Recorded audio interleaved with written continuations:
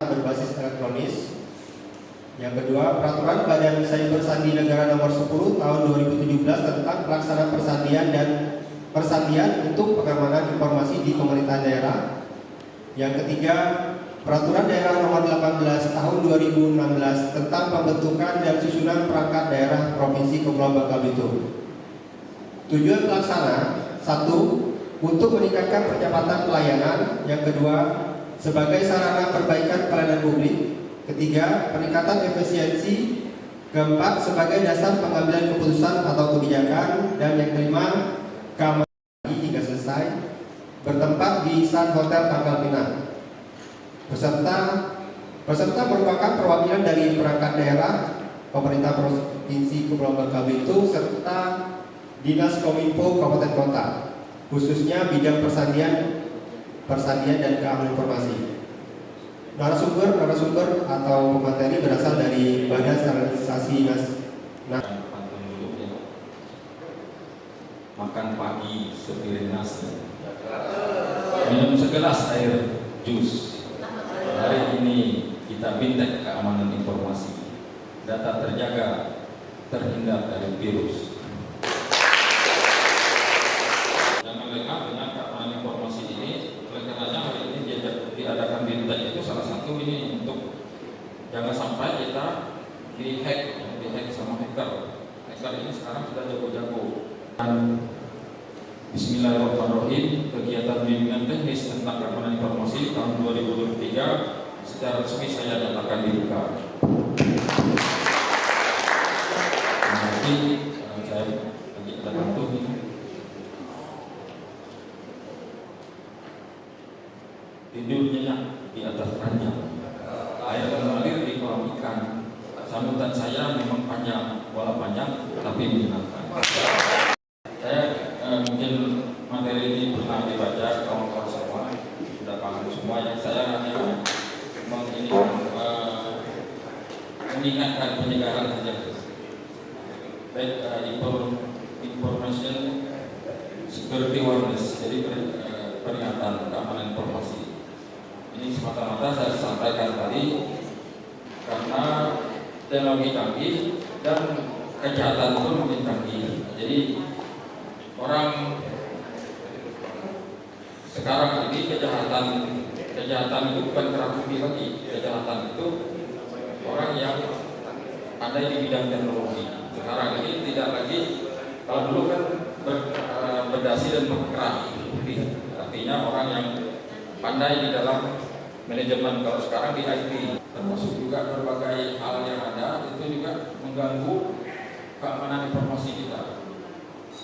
Kemudian password ini kadang-kala ini kalau saya TTE itu saya tidak kasih ke siapapun, tanda tangan elektronik itu, karena kalau terjadi misalnya orang lain mendatangani, kita tidak bisa mengelak karena jejak digitalnya ada, kita tanda tangani. Kalau ditanya misalnya bukan saya Pak, tanda tangan nggak bisa lagi.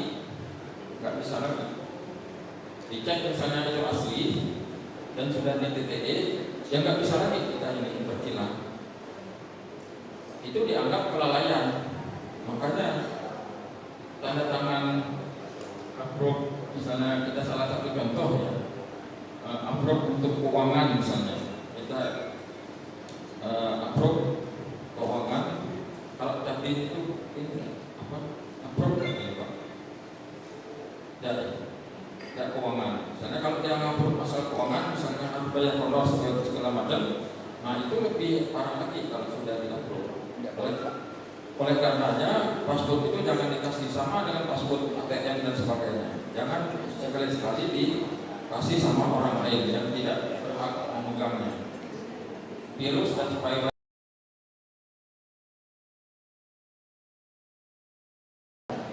Inilah lulusan ilmu komputer Institut Pertanian Bogor, penata komputer ahli pertama pusat data di sistem informasi Badan Standarisasi Nasional. Saya izin berdiri, Pak Sudarman dan Pak Heri. Oke, Assalamualaikum warahmatullahi wabarakatuh. Selamat pagi Bapak Ibu, masih semangat ya? Masih semangat. Oke, saya mohon izin kepada Kepala Diskominfo Pemerintah Provinsi Kepulauan Bangka Belitung dan Bapak Moderator Pak Heri serta Bapak kami Persandian dan Informasi Pak Adari. Mohon izin, gimana Bapak? Oh, sudah pindah ke belakang. Oke. Saya mohon izin untuk memulai paparan ya Bapak Ibu ya, untuk mempersingkat waktu karena materinya lumayan banyak nih. Tadi pesan dari Pak Sudarman saya harus menyampaikan ya terkait sistem keamanan informasi. Baiknya seperti apa ya untuk Bapak Ibu sekalian khususnya di Pemprov Kepulauan Bangka Belitung ini. Oke, selamat datang untuk Bapak Ibu peserta baik dari perwakilan daerah untuk pemerintah Provinsi Kepulauan Bangka Belitung dan perwakilan dari Diskominfo-nya ya, Bapak Ibu ya, Kabupaten Kota ya. Oke, perkenalkan nama saya Nilayani Tiana Puspitasari. Bapak Ibu tadi profil singkatnya sudah disampaikan oleh Pak Heri, gitu ya. Saya Prakom, Bapak Ibu. Awalnya kenapa saya terlibat di dalam SNK ini mungkin agak sedikit aneh, banyak yang bingung. Ibu kok Prakom ngurusin SNKI sih Bu? Awalnya kejebak Bapak Ibu. Kejebak karena memang di tempat kami magang informatika itu belum ada. Awalnya di tempat kami magang informatikanya baru ada dari tahun 2021 kalau nggak salah. Kami baru dapat persetujuan dari Pak RB untuk menambahkan JFMI ke dalam struktur anjak di tempat kami di BSN. Jadi sekarang saya masih sebagai Prakom.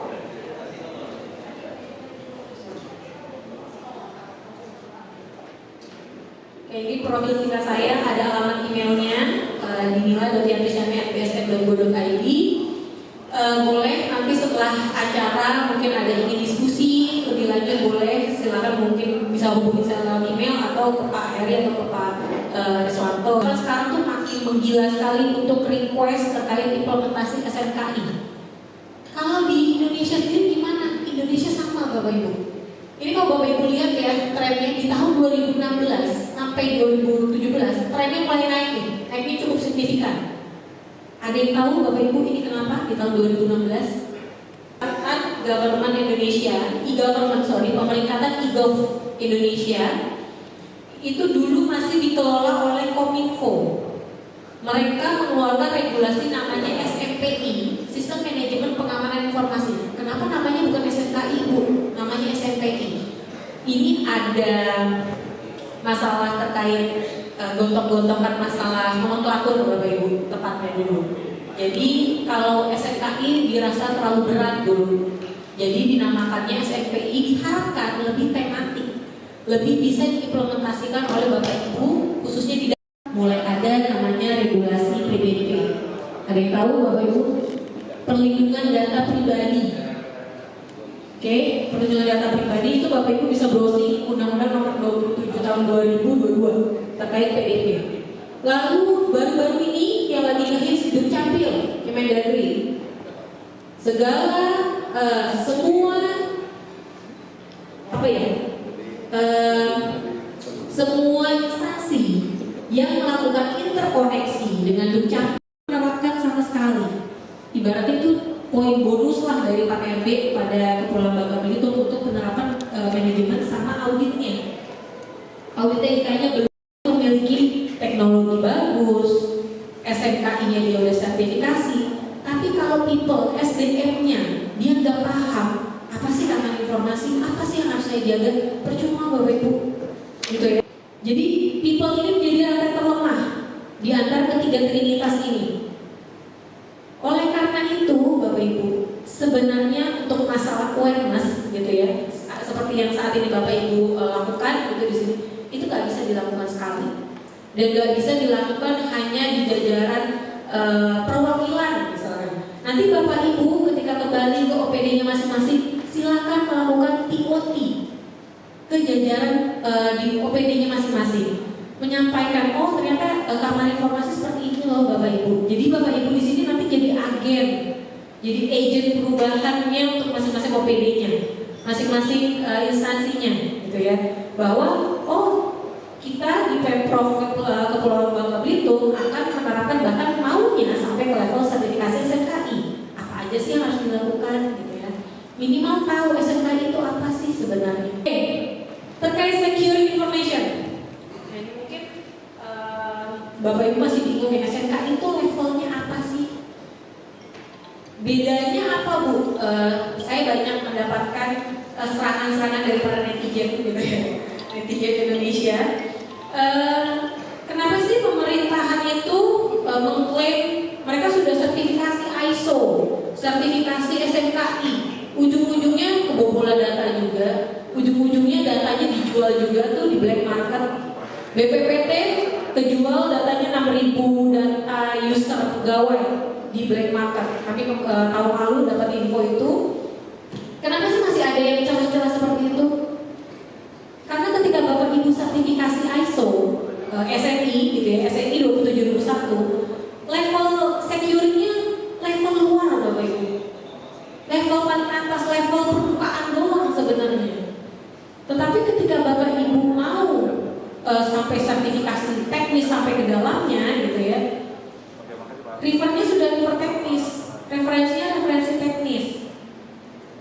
Ketika Bapak Ibu cangkang luarnya saja tidak ada perlindungan terkait dokumentasinya, sistem manajemennya, gimana Bapak Ibu melindungi dalam-dalamnya?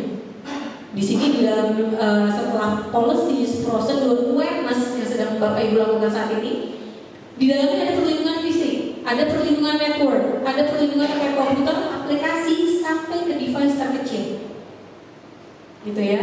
Jadi kalau posisinya di mana untuk SMKI sendiri di cangkang luar ini? Nanti kalau ada pertanyaan, lalu sebenarnya untuk sertifikasi cyber security-nya, gitu ya, itu menggunakan apa Bu? Ada namanya nanti standar 15408, ada standar ISO 18405 kalau salah atau 045 nanti saya lihat lagi. Itu metode untuk evaluasi produk IT-nya. Itu beda standarnya Bapak Ibu. Tetapi kalau di government minimal ada yang namanya sertifikasi terkait sistem manajemennya dulu deh. Untuk perlindungan luarnya dulu deh, itu harus ada. Kalau nggak ada, gimana kita ngatur dalamnya? Gitu ya. Ini contoh dokumen SNI-nya untuk ISO 27001. Ini kurang lebih seperti ini tampilannya Bapak Ibu. Nanti saya boleh tunjukin, tapi saya nggak bisa share ya Bapak Ibu ya, karena ada perlindungan copyright dari ISO-nya, saya dilarang untuk men-share karena itu PSBB. Oke, lalu tipe-tipe security policy-nya seperti apa? Tadi Pak Sudarmo sudah menyampaikan, semakin aman, semakin tidak nyaman. Itu berarti ada di level paranoid policy.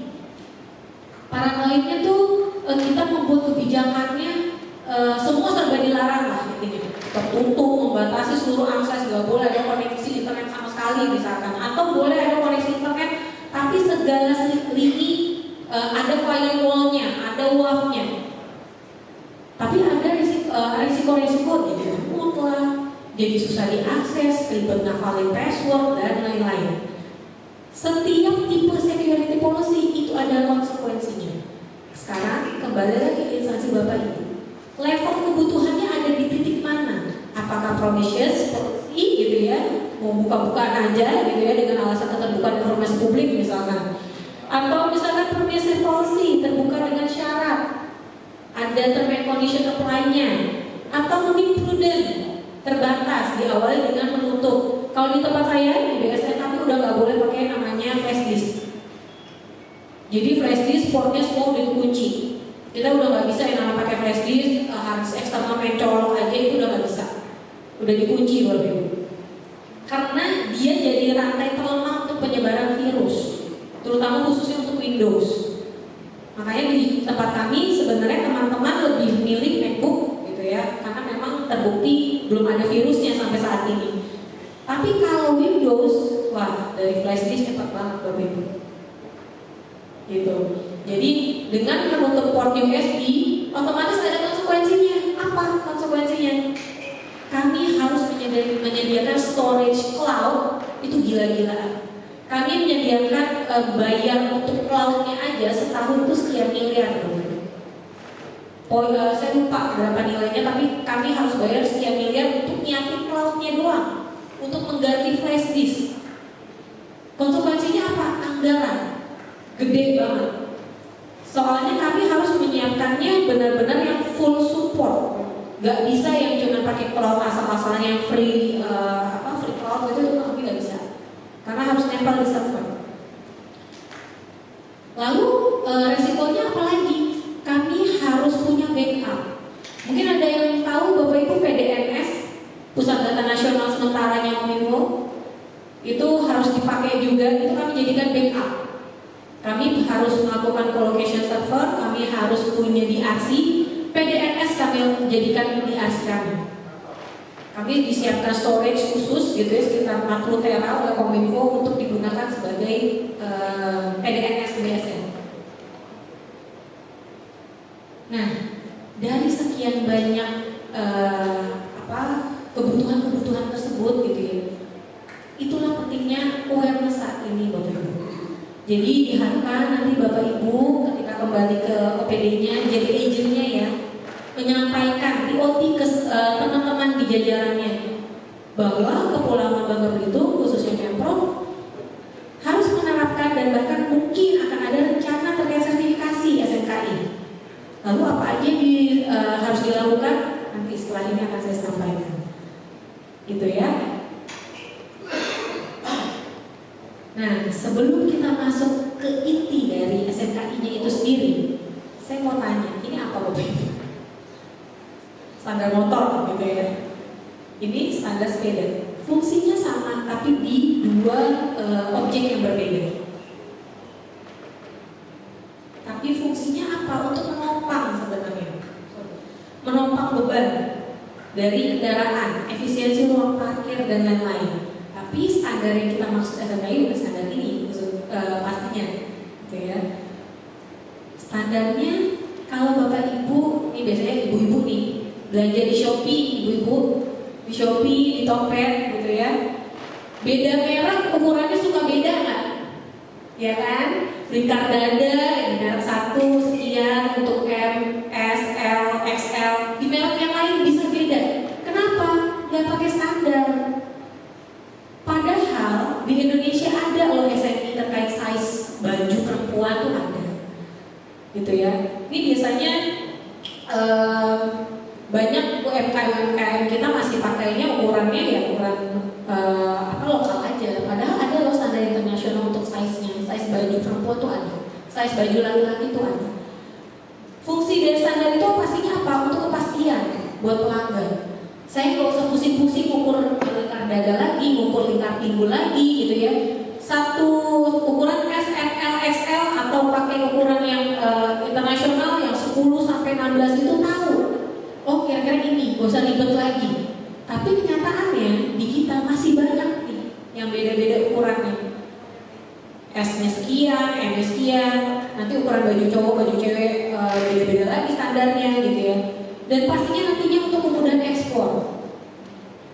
Jadi standar itu sebenarnya membantu memudahkan Bapak Ibu untuk menyebarluaskan produknya, menyebarluaskan kepentingannya. Kalau standar sendiri menurut Undang-Undang Nomor 20 Tahun 2014 yaitu standar adalah persyaratan teknis atau sesuatu yang dibakukan termasuk tata cara dan metode yang disusun berdasarkan konsensus semua pihak yang terkait dengan memperhatikan keselamatan, keamanan, kesehatan, lingkungan hidup dan lain-lain ini. Itu pengertian standar. Tadi saya sempat menyinggung penerapan bahkan untuk sertifikasi standar itu bersifat sukarela. Tetapi kalau yang terkait dengan keselamatan, terkait dengan keamanan itu wajib. Contohnya apa Bapak Ibu? Helm wajib SNI kan? Karena terkait keamanan.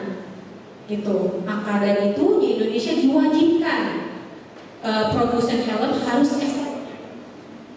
Itu bedanya. Lalu seperti tabung gas itu wajib, harus tuh untuk penerapan standarnya, bahkan sertifikasi untuk tabung gasnya. Kenapa? Karena terkait keamanan dan keselamatan. Lalu kalau misalkan manufaktur deh, Bapak Ibu kalau pabrik-pabrik gitu ya, itu harus sertifikasi ISO 14001 terkait lingkungan hidup. Kenapa? Karena pembuangan limbah dan lain-lainnya itu bisa mengancam keselamatan dan keamanan serta kesehatan. Itu, jadi bedanya standar itu di situ ya, Bapak Ibu ya. Tujuan standar otomatis meningkatkan jaminan mutu, lalu efisiensi produk, daya saing nasional dan lain-lain. Lalu meningkatkan perlindungan kepada konsumen, sudah pasti.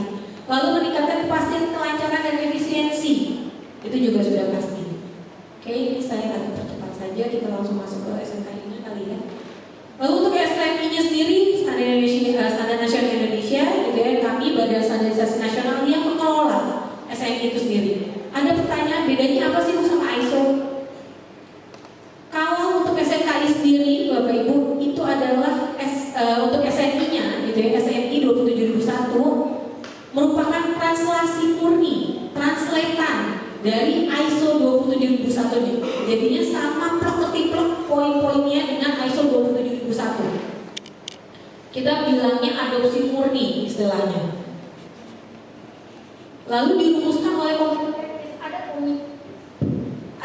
teknisnya untuk SNKI itu sendiri, terdiri dari orang-orang Kominfo, orang-orang Lemhanas, Wantiknas, lalu isinya ada praktisi-praktisi IT gitu ya di dalam komite teknis ini. Nanti menetapkan DSM, diuji secara berkala SNI-nya berawal dari sukarela lalu bisa menjadi wajib. Kalau SNKI kasusnya wajibnya itu karena terkait regulasi, bukan karena terkait keamanan, bukan terkait keselamatan gitu ya, tapi lebih ke terkait keamanan data, reputasi seperti itu. Khususnya apalagi kita government sudah mulai, netizen Indonesia sudah mulai cerdas Bapak Ibu. Mereka sudah mulai menuntut terkait keamanan data, keterbukaan informasi publik gitu ya. Jangan dengan dalih keterbukaan informasi publik kita bisa men-share informasi dengan bebas, tapi tanpa bertanggung jawab seperti itu. Itu yang diharapkan dengan penerapan SNKI, kita bisa lebih bertanggung jawab terkait keamanan data, keamanan informasi yang ada di lingkungan government. Nah, kalau keamanan itu apa sih? Keadaan bebas dari bahaya, bebas dari gangguan, terlindungi. Kalau informasi, sesuatu atau data yang memiliki nilai bisnis operasional bagi organisasi, sesuatu atau data yang kritikal bagi operasional, dan informasi adalah aset. Bu Sri Mulyani, Menteri Keuangan kita sudah menganggap data dan informasi itu the next oil. Apa artinya? Berarti itu sesuatu yang krusial, sesuatu yang berharga. Itu bisa dijual Bapak Ibu. Data kepegawaian di Indonesia di suatu instansi itu laku banget di black market IT. Terjual tuh data-data informasi pribadi Bapak Ibu gitu ya. Kemarin ada kebocoran data di BPPT. Kami pun sempat pernah ada data kami hilang. Jadi terenkripsi Bitcoin. Ada yang pernah dengar Bitcoin? Kami kehilangan data banyak terkait standarisasi dan penilaian kesesuaian. Kami harus membayar, kalau nggak salah hitungannya miliaran untuk mendekripsi lagi data kami. Karena kami tidak ada anggaran saat itu, kami belum sertifikasi SNKI juga, jadi sudah hilang aja datanya. Kalau dipikir-pikir, data yang hilang itu nilainya gede banget Bapak Ibu. Itu pertanggungjawabannya itu ya, kalau kita hitung secara nominal itu besar sekali. Itu kan kerugian negara jadinya. Nah, jangan sampai hal itu terjadi lagi, apalagi di lingkungan pemerintah provinsi gitu ya. Datanya kan lebih dinamis. Kami di BSN hanya sebuah LPNK. Kami bukan kementerian, tapi kami lembaga non kementerian. Itu aja kami datanya sudah mahal. Apalagi di lingkungan Pemprov. Ada data Dukcapil, data kesehatan dan lain-lain, itu datanya luar biasa. Apalagi Kepulauan Bangka Belitung ini jadi salah satu daerah wisata gitu ya. Nilai investmentnya itu gede banget Bapak Ibu. Itu yang harus mulai ditekankan ke diri kita pribadi gitu ya, bahwa hati-hati terkait data pribadi, apalagi data kependudukan. Itu Bapak Ibu. Lalu ini ada perangkat lunak, perangkat keras, sarana dan lain-lain. Ini sudah umum ya. Lalu keamanan informasi itu apa sih? Penjagaan terhadap CIA. Kami menyebutnya, menyingkatnya paling gampang CIA. Ingatnya kayak Badan Intelijen US ya, CIA. Confidentiality, kerahasiaan, lalu integrity, keutuhan, dan ketersediaan, availability. Bapak Ibu kalau mikir SNKI, mikir keamanan informasi, ingat aja CIA. Penjagaannya gimana untuk kerahasiaannya? Berarti tidak boleh di-share sembarangan, gitu ya. Lalu keutuhannya gimana biar data itu tetap utuh? Nggak ada proses enkripsi, tidak ada data link, dan lain-lain. Lalu ketersediaannya, dia tidak berpindah tempat. Dia tetap utuh di tempatnya. Bagaimana penjagaannya? Pengarsipannya seperti apa? Kalau dipikir keamanan SNKI itu hanya untuk IT, enggak loh ya Bapak Ibu ya. Ini Bapak Ibu yang mungkin keseharian yang pekerjaan yang terkait administratif, keuangan, yang lembar-lembar SPPD dan lain-lain itu juga informasi. Hati-hati, walaupun bentuknya print out ya, bentuknya hard copy, itu juga informasi. Pengamanannya seperti apa? Nggak boleh ditinggal sembarangan. Nanti kalau sudah kertas-kertasnya udah nggak dipakai, nggak boleh main buang tempat sampah, harus di-destroy dulu. Pakai shredder atau mungkin dibakar atau gimana. Silakan, itu mekanismenya dikembalikan ke masing-masing instansi. Nggak boleh sembarangan. Jangan sampai kejadian dokumen sangat rahasia instansi Bapak Ibu jadi bungkus gorengan. Itu banyak terjadi di pemerintahan pusat tuh Bapak Ibu. Labelnya sangat rahasia klasifikasinya, tapi jadi bungkus gorengan. Itu datanya, wah itu luar biasa sekali itu.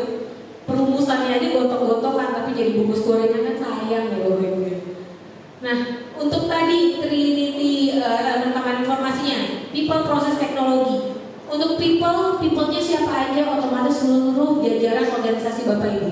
Dari topnya, gitu ya, dari top manajemennya sampai ke lingkungan paling bawah, mohon maaf, sampai cleaning service, OB, itu harus dikasih awareness. Justru mereka-mereka itulah jadi rantai terlemahnya Bapak Ibu.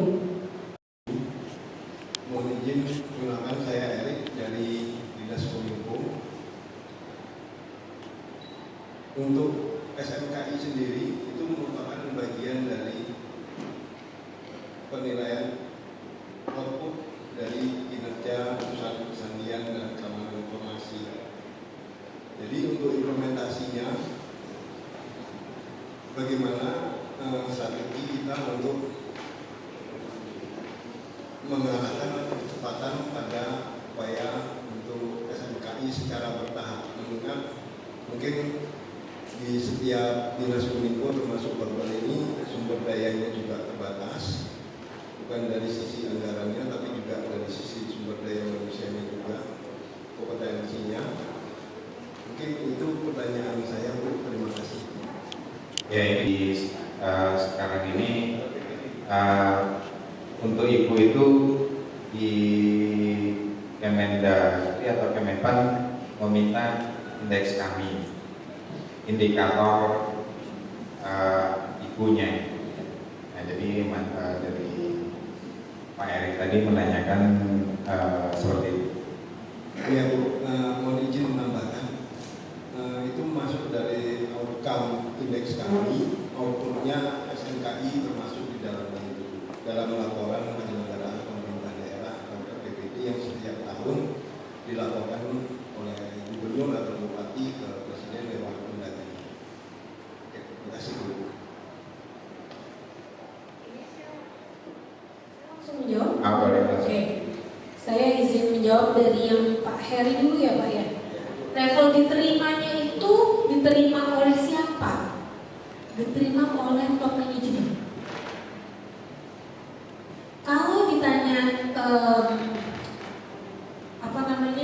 level diterimanya sampai titik mana, itu hanya organisasi Bapak Ibu yang tahu. Top manajemennya maunya di titik mana, gitu. Nanti kalau misalkan biasanya ini ada di pedoman manajemen resiko. Jadi kalau di level provinsi gitu ya, saya pernah mendapati salah satunya di Jogja kalau nggak salah, mungkin bisa dijadikan bahan referensi juga karena sama pemerintah pemerintah daerah gitu ya.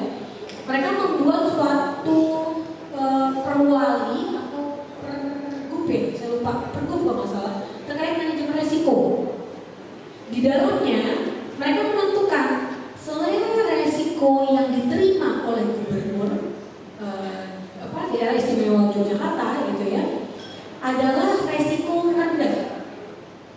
Berarti kalau resikonya masuk sedang atau tinggi itu harus diturunkan sampai rendah dulu. Baru itu dianggap diterima oleh organisasi. Oke? Tahunya kita ditekan sampai resiko rendah, tahunya dari mana? Penanganan resikonya. Jadi nih ketika Bapak Ibu mengidentifikasi resiko gitu ya, misalkan contohnya gini, resiko SDM terkait keamanan informasi terbatas. Oke, ketika dihitung level kemungkinan dan level dapatnya, dihasilkan dia resikonya termasuk tinggi.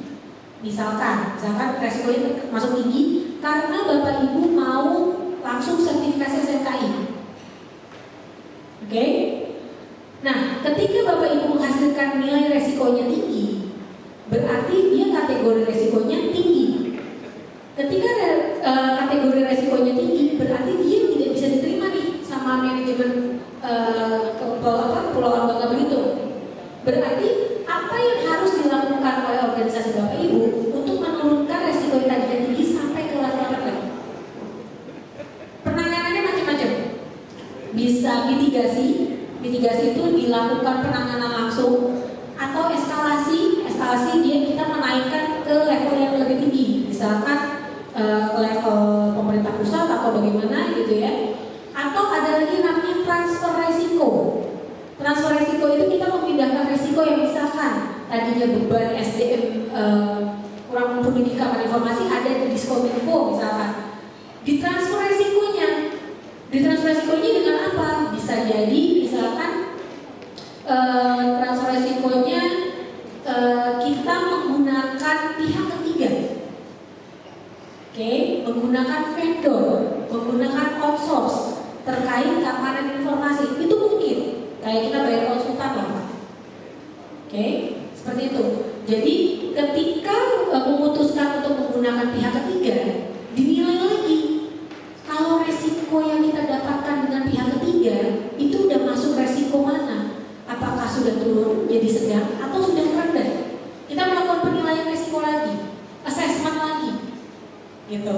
Nanti kalau ternyata sudah direndahin berarti close kasusnya. Berarti ini bisa diterima oleh manajemen, bisa dilaporkan, gitu. Seperti itu, Pak. Nanti penanganannya butuh sumber daya apa? Anggaran, resource apa lagi? Nah itu yang harus dilaporkan. Jadi top management harus tahu Bapak Ibu bahwa organisasi punya risiko A, B, C, D. Kategorinya sedang, rendah, tinggi. Tapi yang kita terima adalah yang rendah aja. Jadi yang tinggi sama sedang itu harus ditangani semua. Seperti itu Pak ya. Semoga bisa menjawab ya. Mungkin ada lagi Bapak Ibu? Decrease the risk. Mengurangi resiko sampai ke level yang diterima. Oke, ada lagi Bapak Ibu terkait resiko? Biar sekalian. Atau masih bingung karena belum ada bayangan Bu manajemen resiko itu kayak gimana? Berarti butuh pelatihan tuh Pak. Manajemen resikonya. Soalnya kita belajar SMKI ini kalau nggak paham manajemen resiko ini Bapak Ibu. Karena dia jadi salah satu planning, tahap di planning untuk penerapan SMKI. Nanti Bapak Ibu akan belajar tuh bikin matriks resikonya dari identifikasi, penilaian, penanganan sampai tindak lanjutnya mau seperti apa. Nanti dari masing-masing resiko itu approvalnya dapat nggak dari pimpinan. Nanti kalau misalkan dapat tindak lanjutnya apa nextnya? Apakah tahun depan? Jadi itu dilakukan secara berkala. Kalau di tempat kami biasanya per triwulan kami melakukan assessmentnya. Per triwulan kita ngetes bulan ini ada resiko A, B, C, D. Penanganannya sudah sampai mana? Sampai triwulan sekarang. Oke, udah close belum? Kalau belum ternyata ada resiko apa lagi? Ada obstacle apa lagi? Nah, itu yang harus dihilangkan. Itu biasanya Excel kita pakainya. Gitu. Biasanya kalau mau membantu, biasanya teman-teman inspektorat udah jauh lebih paham tuh. Terkait manajemen resiko, walaupun kalau teman-teman inspektorat sendiri dia manajemen resiko terkait audit inspektorat, beda ya mindsetnya. Tapi nanti kalau yang terkait keamanan informasi bisa terkait dilakukan pelatihan SMKI-nya aja. Tapi mereka basic audit, basic manajemen resikonya udah dapat. Gitu. Apakah yang harus melakukan asesmen manajemen resiko harusnya inspektorat aja bu? Enggak. Teman-teman Prako boleh, pegawai informatika boleh. Asal punya kompetensinya. Kompetensinya harus bisa dipertanggungjawabkan. Dipertanggungjawabkan dalam artian ada sertifikatnya nggak pelatihannya. Sertifikatnya basisnya apa? Nasional, lokal, apa internasional? Seperti itu. Atau misalkan in-house training boleh, asal sertifikatnya bisa dipertanggungjawabkan. Gitu. Gimana Pak Heri? Sudah mulai kembali? Sudah baik. Memang harus lebih detail lagi. Betul. Karena ini memang ini basi awareness Pak. Iya. Betul. Mungkin ada yang ingin menambahkan, teman-teman? Atau sudah pada lapar? Oke, saya izin jawab pertanyaan Pak Erik coba ya, Pak izin. Kalau percepatan SNKI, apa yang harus dilakukan, gitu ya Pak ya? Tadi kalau Bapak melihat tahapan implementasi, dulu.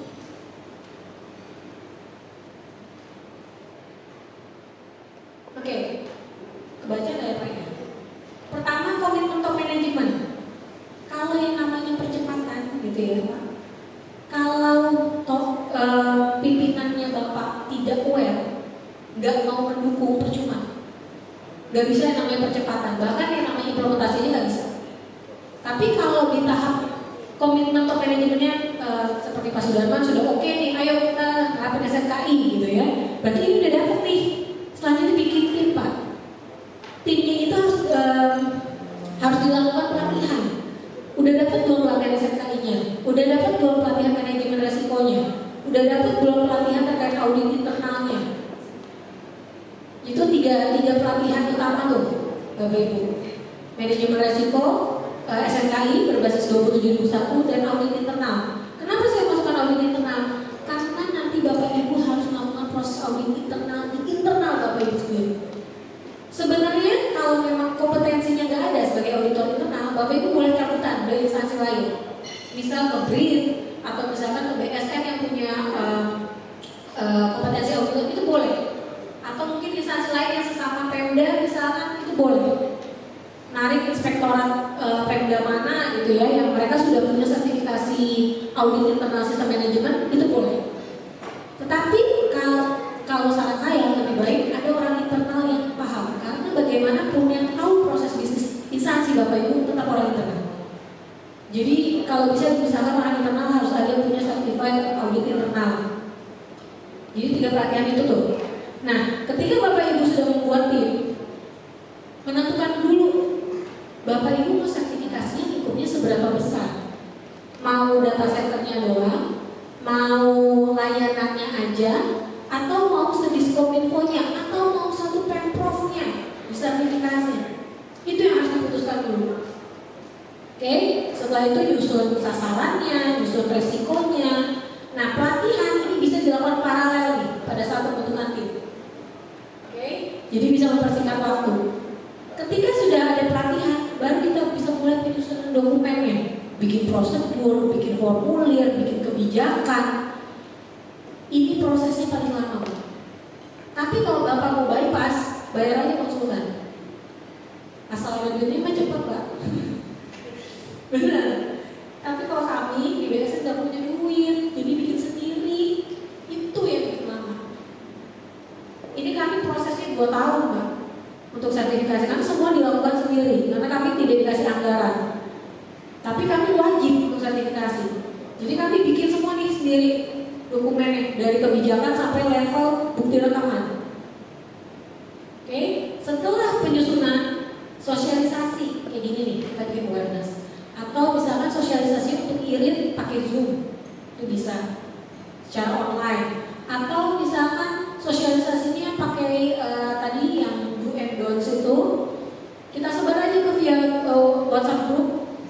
boleh. Apapun, asal teridentifikasi. Metode komunikasi yang dilakukan di instansi Bapak Ibu menggunakan apa? Apakah menggunakan seperti ini, pertemuan sosialisasi, atau menggunakan WhatsApp group, atau menggunakan video, atau menggunakan rapat online misalkan untuk minimalisasi biaya. Itu termention di dalam pedoman ini. Selama teridentifikasi seperti itu boleh, silakan. Nanti setelah sosialisasi implementasinya. Kalau ternyata jadi IKU berarti harus tahun ini ya Pak. Harus tahun ini berarti implementasinya kecepatan sih menurut saya Pak. Kalau sertifikasi seperti menurut hemat saya sepertinya masih kurang waktu untuk implementasi. Kalau mau sampai tahap sini aja bisa tahun ini masukin ke IKU boleh. Indeks kami itu Bapak bisa skornya baik gitu ya selama menerapkan SNKI. Karena indeks kami sendiri basisnya 27.001. Oke, jadi kalau misalkan sudah melihat dari indeks kami keperluannya apa aja sih yang perlu dilengkapi dokumen-dokumennya, ikut panduan di situ juga boleh. Gak apa-apa. Kalau misalkan mau percepatan ya, biar cepat misalkan lihat dari indeks kami dulu deh, lihat pedoman apa aja, prosedur apa aja yang harus dilengkapi, boleh. Nanti seiring berjalannya waktu sambil diuji coba gitu ya prosedurnya, baru mau terjun langsung ke SNKI-nya berdasarkan berbasis standar langsung untuk sertifikasi. Itu bisa Pak. Jadi dari indeks kami acuan pertama dulu kami juga seperti itu dari indeks kami awalnya. Jadi dari indeks kami kita buat beberapa dokumen gitu ya. Dari situ kelihatan gapnya. Ada dokumen yang kita belum buat, ada dokumen yang kita sudah buat. Nah itu yang kekosongan yang kita belum buat itu yang kita lengkapi. Nanti seiring berjalannya waktu dokumen yang kita gunakan ada bukti rekamannya minimal 6 bulan nih. Baru kita melakukan audit internal. Gitu. Tapi ada yang nekat cuma 3 bulan ada, silakan. Saya sih tidak melarang harus 6 bulan enggak. Karena memang tidak ada ketentuan itu, tapi idealnya memang sekitar 6 bulan sampai 1 tahun untuk implementasi. Biar kelihatan, biar terpotret dengan jelas gitu ya, bahwa penerapannya sudah sejauh ini, penerapannya sudah betul atau tidak. Oke, setelah implementasi audit internal tadi. Audit internal itu minimal 1 tahun sekali. Biasanya kami melakukannya sekitar bulan September Oktober lah, sebelum auditor eksternal datang. Oke, nanti setelah audit internal ada tadi bilang manajemen ngebahas hasil temuan audit internalnya. Oh ternyata kita tuh pelaksanaan SNK ini masih kurang di poin A, B, C, D, masih ada temuan A, B, C, D. Itu harus ditutup dulu, baru kita bisa lanjut ke audit eksternal bahkan sertifikasi. Gitu ya Pak ya. Jadi memang kalau dirasa percepatan fase ini nih yang bisa dilakukan percepatan, memangkas waktu, kasih ke pihak ketiga. Setelah nanti dokumennya jadi kita bisa langsung implementasi sambil sosialisasi. Gitu. Pendampingan. Oke, mungkin semoga bisa menjawab.